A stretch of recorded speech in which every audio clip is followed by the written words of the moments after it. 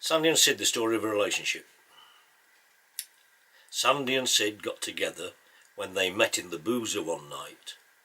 He was a Jack Millad geezer, she was quite pretty and bright. They really were both very different, as chalk and as cheese, as they say. Their differences brought them together rather than scared them away. They both had emotional turmoil when former relationships broke. His mates thought that Sandie was bad news for Sid, that she was a bit of a joke, but Sandie and Sid took no notice and decided that they'd tie the knot. They married and went off to consummate things in a cheap hotel room in its loft. Time passes by, routines start to build, careers and temptations prevail. Sandie at home doing menial tasks, Sid working and hitting the ale. He's always had quite an eye for the girls, and girls have a liking for him, so a bit on the side. Seems quite normal for Sid. He feels he's just having a fling. Sandie lets herself go as the years pass her by, and finding their marriage a drag, ends up frumpy and fat, and much worse than that, she becomes a perpetual nag. The sex in the marriage for Sandie and Sid continues without any passion. It's all just a drill, getting rid of the itch in a boring, routine sort of fashion. Middle age comes along and Sandie decides to get fitter by joining the gym.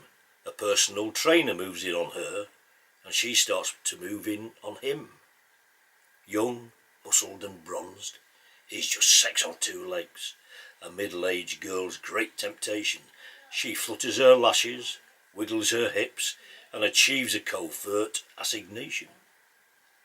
Sid finds out what's brewing and just can't believe faithful Sandie is finally smitten. Like many a serial two-timing git, this biter has found himself bitten. It all ends in tears and a terrible row when Sid, that big fast and loose cheat, packs her case with her clothes, shouts abuse in her ears, throws Sandie out onto the street. Now that they'd parted, they discovered life was much worse than when living together, so like many marriages broken apart, they got over love storms and bad weather. United again, advanced years come along and they've weathered the good times and bad. Then Sid gets nostalgic and starts looking back from old age to when he was a lad, remembering girls that he'd loved and he'd lost, the affairs that he'd had through his life, and throughout it all, for most of the time, he'd always come home to his wife. Relationships blossom, relationships fade, old bones start to creak and to pain. And now we are nearing the end of this tale of two people as they part again. It's that permanent split that none can avoid. We all of us face the reality that no one can live on this earth for all time. We just can't achieve immortality. So like millions before, old Sandie and Sid are finally parted by death.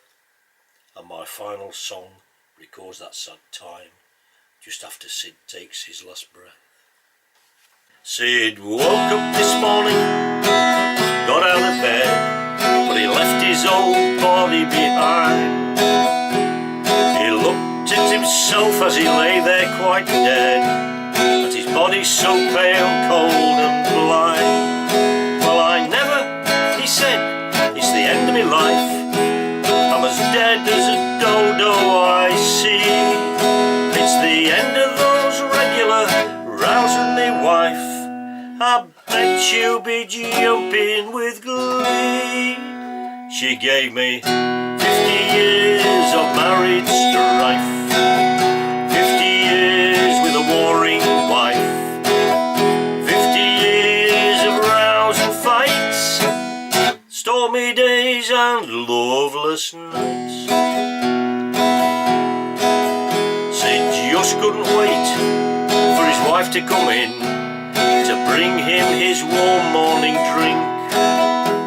She'll be quite delighted, he thought with a grin, to see me so pale and extinct. But to his surprise, when she came through the door, Sandie fell on the bed and she cried, oh Sid, I loved you so much. Why didn't I say you died? I gave you 50 years of married strife, 50 years with a warring wife, 50 years of rows and fights, stormy days and loveless nights. Ghostly arms fell about her, Sid knew she could see, and he stroked her white hair and he said, I wanted to tell you that I love you too, dear, but I was too busy rowing instead. Then she smiled as she watched as his ghost disappeared to the place where the dead souls go. And both she and his ghost felt all vitriol clear, for they knew they loved each other so. No more 50 years of married strife, 50 years with a warring wife, 50 years of rows and fights, stormy days and loveless nights.